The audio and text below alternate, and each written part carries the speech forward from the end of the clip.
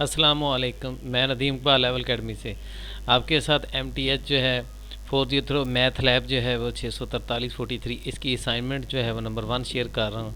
ये very very important math lab जो ख़ास तौर पे जो थर्ड सेमेस्टर के अंदर हैं स्टूडेंट MSc मैथमेटिक्स के, या इसके बाद अगले आपके अंदर सेमेस्टर के अंदर प्रोजेक्ट वगैरह लेंगे तो बात का मैथ लैब के अंदर कौन सी क्वेश्चन जो है बहुत सारी वो इससे यूज़ होती हैं।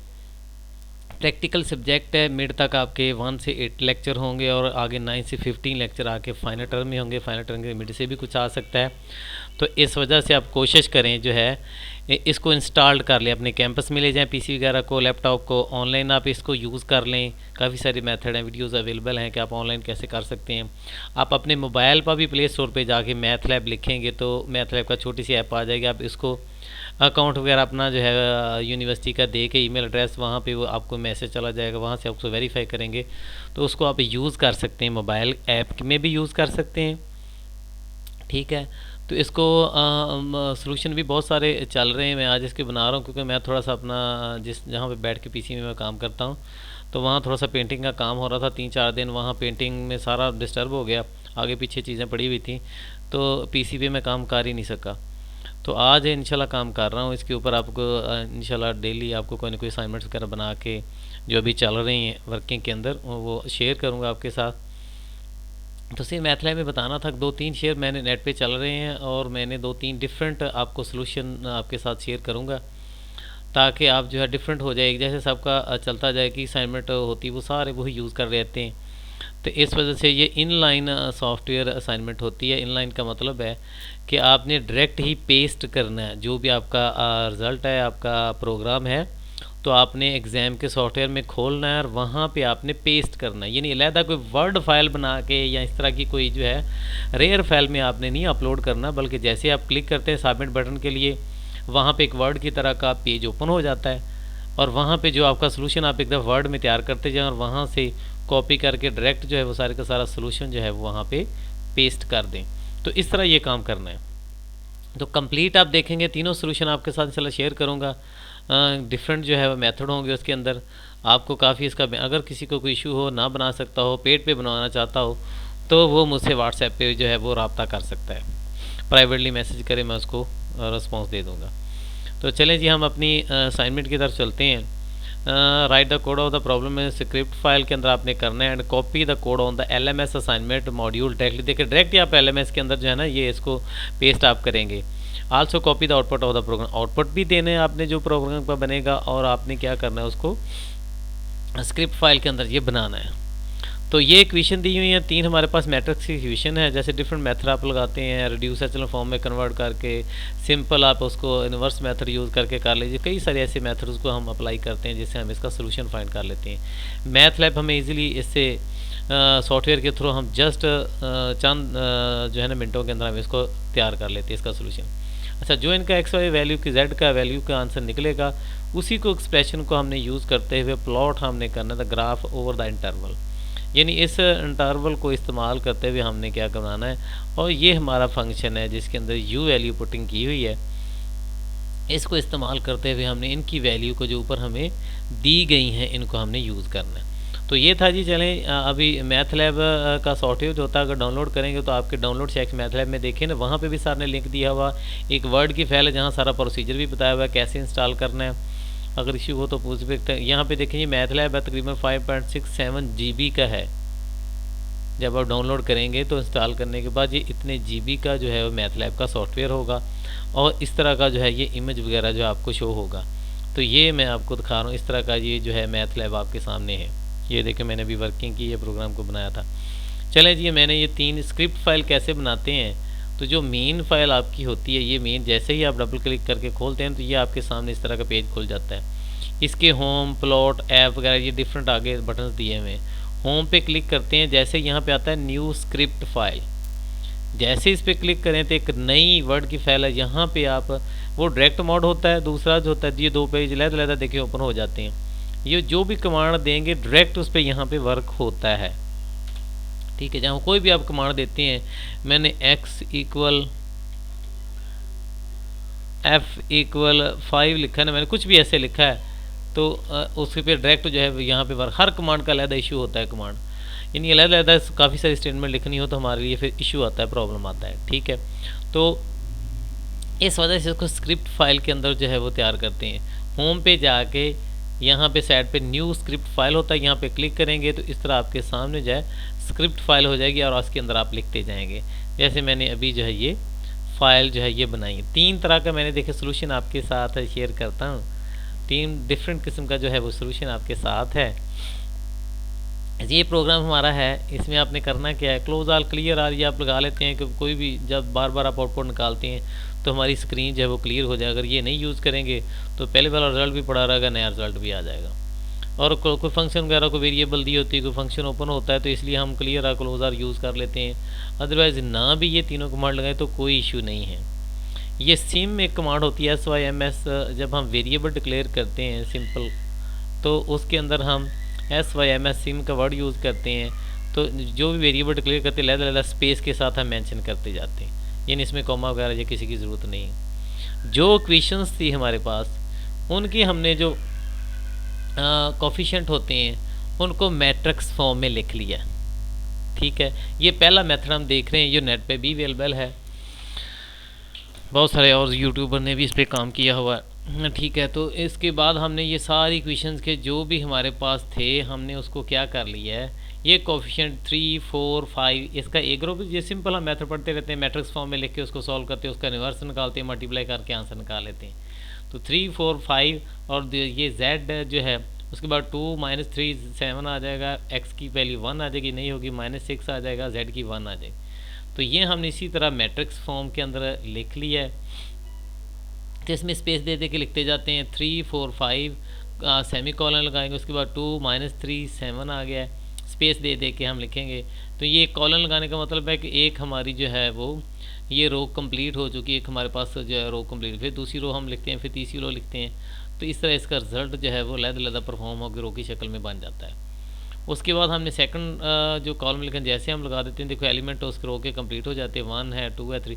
इसमें हमने 2 पे भी सेमी कॉलम लगाया, -1 पे भी, 3 पे भी, 2 आ जाएगा नीचे, 3 -1 आ जाएगा नीचे, 3 आ जाएगा। तो इस तरह हमने ये कॉलम की शक्ल में ऐसे रिज़ल्ट बनाना है, इसलिए हमने इसको।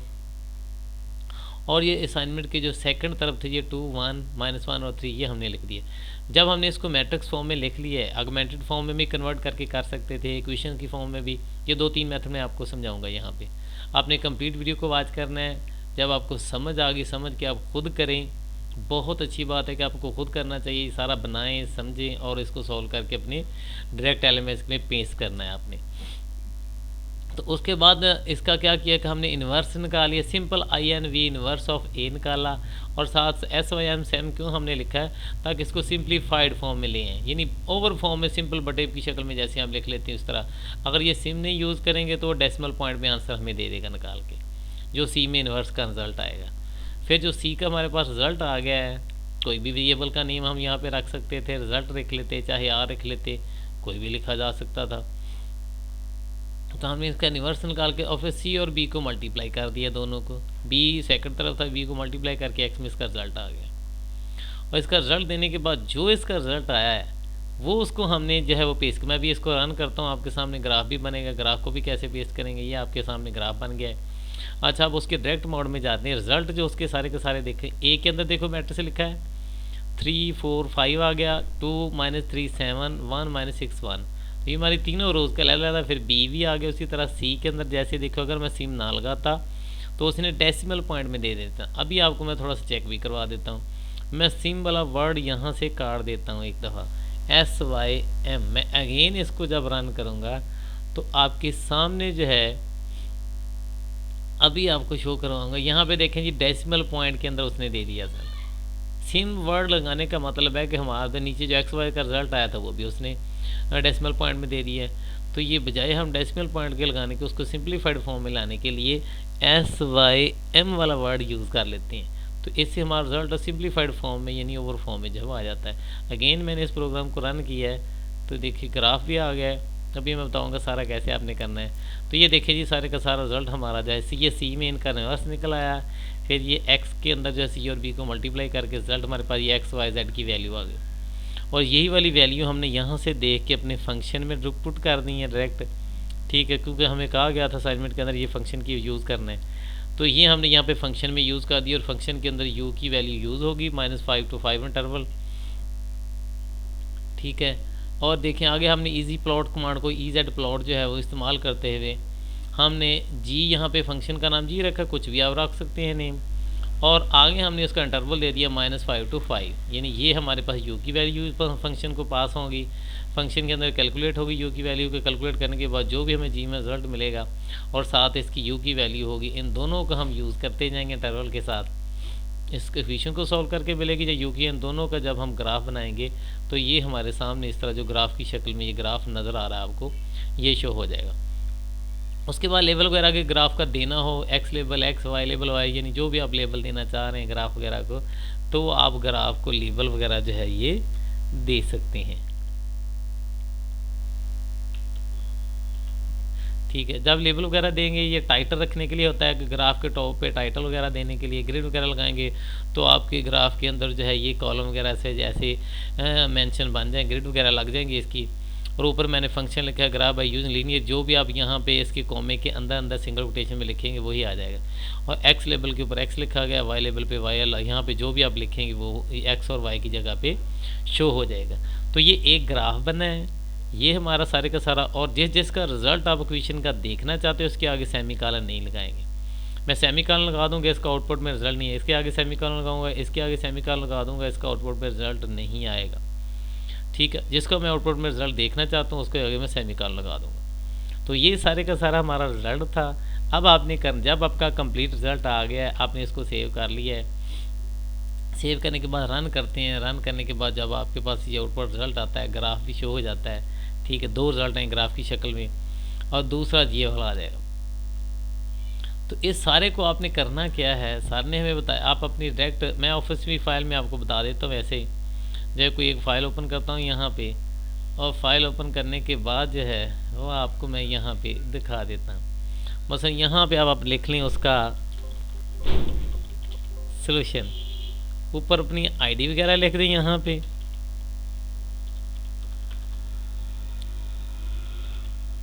नेम वगैरह लिख दें, और नीचे आप लिख के यहाँ पे लिखें जी कोड, हेडिंग दे दें। ये बना रहा हूँ यहाँ पे, समझ लें ऐसे वर्ड की तरह का फाइल जब आप सबमिट करने लगेंगे तो आपके सामने एक वर्ड की तरह का पेज हो जाएगा। ये यहाँ से डाटा वर्ड से सारा उठाना है, कॉपी करना है, यहाँ पे बना लेना, वहाँ पे जाके आपने पेस्ट कर देना है, ठीक है। तो वहाँ पे ये सारा कुछ चला जाएगा। तो यहाँ पे मैं कोड पेस्ट कर देता हूँ, वहाँ से कॉपी करके ले आएंगे, इसको बोल्ड वगैरह कर लें, थोड़ा सा आपने इसको बड़ा करना है, ठीक है जी। उसके बाद यहाँ पे मैं उसी तरह स्क्रिप्ट फाइल के अंदर जाऊँगा और यहाँ से इसका सारे का सारा कोड जो है ये कॉपी करूँगा और वर्ड फाइल में लाके इसको पेस्ट कर दूँगा। ये तो आपका हो गया जी कोड, ठीक है। उसके बाद लिखेंगे आउटपुट। आउटपुट रिजल्ट जो है इसकी हेडिंग दे लें। अब जो आपका आउटपुट आया है, देखिए मेन पेज के डायरेक्ट मोड के अंदर ये कमांड विंडो होता है, कमांड विंडो इसके अंदर डायरेक्ट, इस सारे को हम कॉपी कर लेंगे जो भी उसका रिजल्ट हमारे सामने शो हुआ है, और इसको भी ले जाके हमने जो है वो वर्ड फाइल के अंदर, ठीक है जी। यहाँ पे देखिए रिजल्ट आ गया। उसके बाद आपका जो ग्राफ आया है,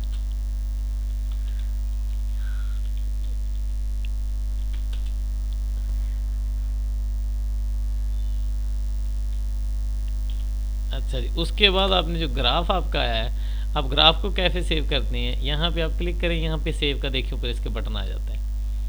यहाँ से डायरेक्ट आप काट भी सकते हैं, इसको सेव भी कर सकते हैं। इसको सेव कर ले, मैं डेस्कटॉप पे इसको सेव कर रहा हूँ। इसको नीचे आपने एक्सटेंशन ज़रूर चेंज करनी, वरना वो सेव नहीं होगा। आपके नीचे जो एक्सटेंशन मैथलैब फिगर्स दे रहा है, हमने इसको मैथलैब फिगर की बजाय हमने इसको जेपीजी फॉर्मेट के अंदर रखना है, तो फिर हमें ये बाद में मिलेगा।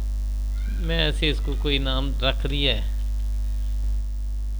डेस्कटॉप पे मैंने इसको सेव कर लिया है, तो ये सेव हो गया। इधर से डायरेक्ट आप इसको काट भी सकते थे, स्नैप्स वगैरह भी ले सकते थे, किसी तरह भी इसको कर सकते थे, ठीक है। या वर्ड में ही आप चले जाए वहाँ पे इस तरह सेव कर लें। जैसे ये वर्ड की फ़ाइल ओपन है, यहाँ से मैं अगर सर्च करूँ तो स्नैप्स वगैरह पे आ जाए, और आपका इसका स्नैप्स वगैरह भी ले सकते हैं।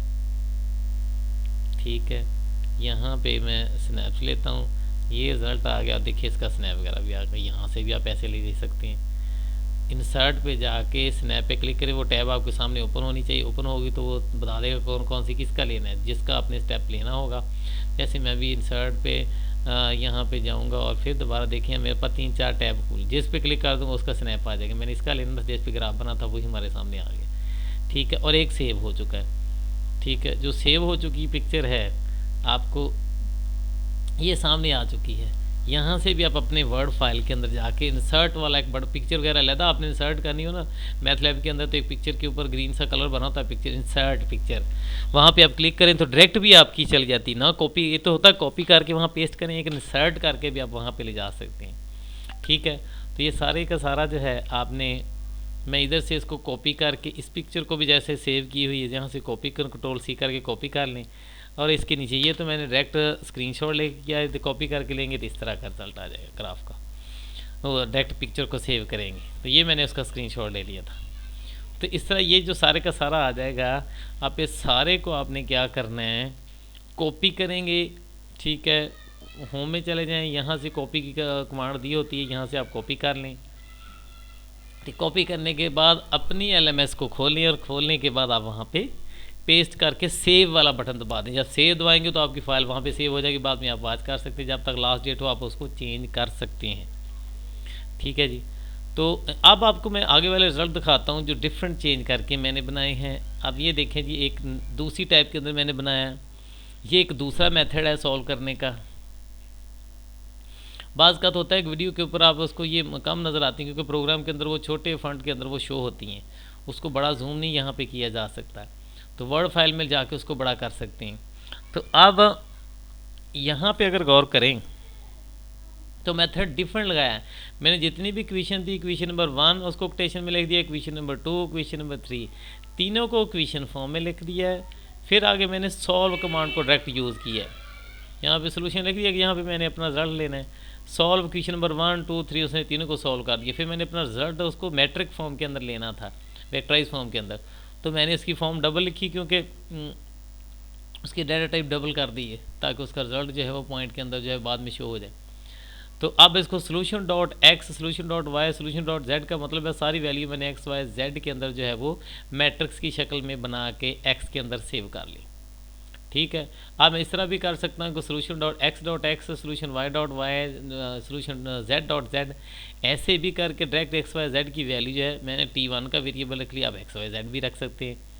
ठीक है, तो ये और ये डायरेक्ट मैंने इजी प्लॉट के अंदर ये यहाँ पे मैंने इक्वेशन दे दी, मैंने डायरेक्ट यहाँ पे वो इनलाइन फंक्शन या फंक्शन हम बना लेते हैं उसको यूज़ नहीं किया। पहले में यहाँ पे ये फंक्शन यूज़ किया गया @, ये फंक्शन होता है, फंक्शन को डायरेक्ट वैल्यू पास की जाती है, फंक्शन इसका रिजल्ट देता है, फिर प्रिंट होता है।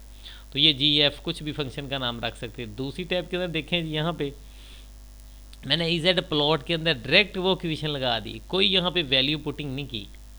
पिछली में हमें वैल्यू डायरेक्ट पुटिंग करना पड़ी हैं, वैसे वो वर्क नहीं कर रहा था। यहाँ पे पुट करेंगे तो तब इसका रिजल्ट देगा, अगर पुट नहीं करेंगे तो आनी नहीं चाहिए। तो यहाँ पे क्योंकि x Y T1, T2, T3 में मैंने लहदा ले ली, T1, T2, T3 के अंदर वैल्यू आ गई और आगे मैंने उसको दे दिया उसका जो हमें लिमिट दी हुई थी -5 to 5 इंटरवल, उसी लेबल वगैरह ये तो वो भी मैंने एज लगा दी। इस मेथड से हमने इसको यूज़ किया है। जब इसको रन करेंगे आपके सामने, अभी मैं चेक करता हूँ, आपका रिज़ल्ट जो है आपके सामने आएगा। इसको मैंने रन कर दिया है, आपके सामने जो है ये देखें, ये ग्राफ भी सेम उसी तरह का बना है। और अगर हम इसका आउटपुट रिजल्ट को देखें तो यहाँ पे देखें क्वेश्चन नंबर 1 मैंने आगे सेमीकोलन लगाया, क्वेश्चन नंबर 2, क्वेश्चन नंबर 3 ले लिया उसने। ये इन तीनों क्वेश्चन का सलूशन हमें दे दिया उसने एक्स वाई जेड की फॉर्म के अंदर। ये देखें एक्स की शक्ल में हमारा रिजल्ट आ गया जी, उसको उसने सिंपल बना के दे दिया हमें रिजल्ट की शक्ल में। उसके बाद T1, T2, T3 के अंदर मैंने अलग-अलग वेरिएबल के अंदर रिजल्ट दिया था, T1, T2 एक्स का, वाई का, जेड का, और उसी तरह एक्स वाई जेड की फॉर्म के अंदर मैंने फंक्शन को दे दिया और डायरेक्ट हमें उसने जो है उसका प्लॉट करके रिजल्ट जो है वो निकाल के दे दिए। और उसी तरह इसका भी ग्राफ हम सेव कर लेंगे। ये सेकंड इसका सोल्यूशन हो गया। उसके बाद हम थर्ड सोल्यूशन की तरफ चलते हैं। 3 सोल्यूशन हैं जी इसके बनाए मैंने डिफरेंट, तो इस तरह डिफरेंट भी हो जाएगी चीज़ आपकी असाइनमेंट। इसमें भी मैंने इक्वेशन को यूज़ किया लेकिन ग्राफ मैंने प्लॉट को यूज़ किया, ईजी प्लॉट को नहीं यूज़ किया, बल्कि देखिए सारे का सारा रिजल्ट तो उसी तरह है। ये मैंने अलहदा जब बजाय उसके अंदर इंटरवल देने के u की वैल्यू जो है u को -5 to 5 जो है मैंने इंटरवल इसका बाहर ले लिया, प्लॉट के अंदर बाहर हम इसको दे देते हैं, इसकी वैल्यू को सेट कर देते हैं। और उसके बाद प्लॉट u मैंने लिखा है, u की वैल्यू जो इंटरवल में है और जो फंक्शन की इक्वेशंस है उसमें देखें डायरेक्ट यहाँ पे t, और इसके अंदर मैं यहाँ पे बजाय t1 के यहाँ पे अभी मैं x नीचे जो है y और उससे नीचे जो है मैं इसको z ही ले लेता हूँ, डायरेक्ट जो हमारी x y वैल्यू की z है, ठीक है। और यहाँ पे पहली हमारे पास x थी इक्वेशन के अंदर, दूसरी वैल्यू हमारे पास y थी, और तीसरी हमारे पास यहाँ पे यहाँ t3 लिखा था मैंने, ये थी z की। अब देखें जी x y z में मैंने लिख दिया, प्लॉट कमांड को यूज़ किया है। प्लॉट कमांड को यूज़ करते हुए मैंने इसको सॉल्व किया। मैं इसको सेव कर लेता हूँ, अगेन सेव कर लेता हूँ। मैं अपने माई डॉक्यूमेंट के अंदर मैथलैब की फ़ाइल है वहाँ पे इसको मैं सेव करता हूँ। ये 3 मैंने डिफरेंट 4 सोल्यूशन बनाए इसके जो है। इसके आगे मैं लिख देता हूँ कि मैंने 3 सोल्यूशन इसका बनाया। ये सेव मैंने कर लिया। सेव करने के बाद अभी इसको हम करते हैं जी रन।